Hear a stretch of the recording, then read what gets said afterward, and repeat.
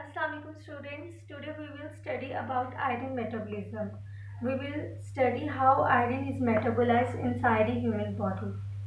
Now first of all we will study that how much iron is present inside our body. So there is 4 to 5 grams of iron stored in an adult human body.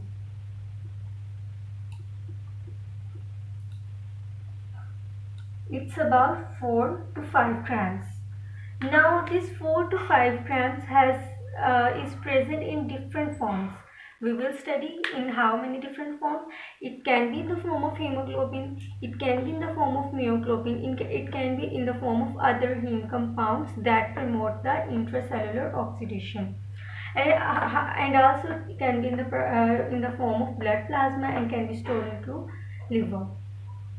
Now, this 65% of this 4 to 5 gram is in the form of hemoglobin.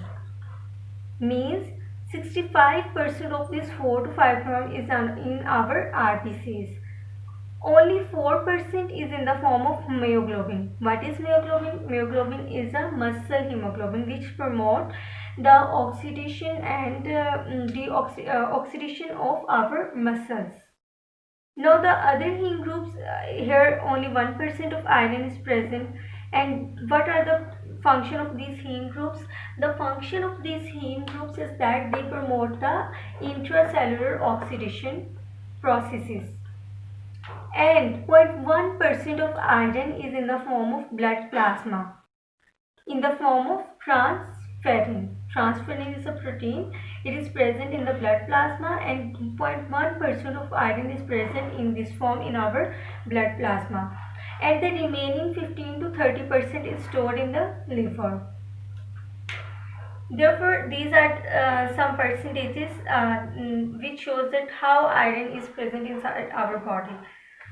Now we will study how this iron is absorbed into the body, which is the main concern of our today's lecture. So here we will come that how iron is deposited inside the how iron is absorbed inside the human body. So this is the iron. We take iron in the form of food we take daily. Usually when we are eating apple, we are eating some green vegetables, we are usually taking iron in our body.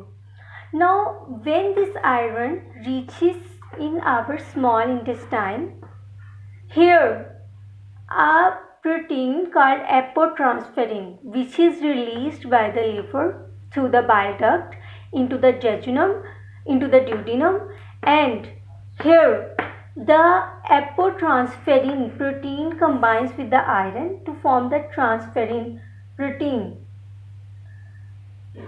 Now this transferrin protein is deposited into the plasma, blood plasma.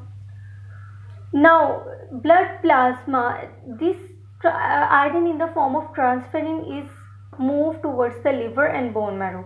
Much of its percentage reaches in the liver, where it is stored in the hepatocytes of the liver, and less is stored in the reticuloendothelial cells of our bone marrow. How?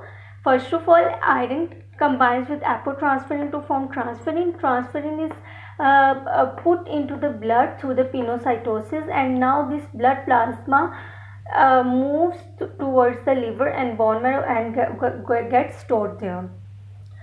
Now this second step, that here are the hepatocytes and here are the reticuloendothelial cells. How this iron moves inside the cells and how these steps occur inside a cell. So when the iron reaches here or here, iron moves inside the inside a cell. Here iron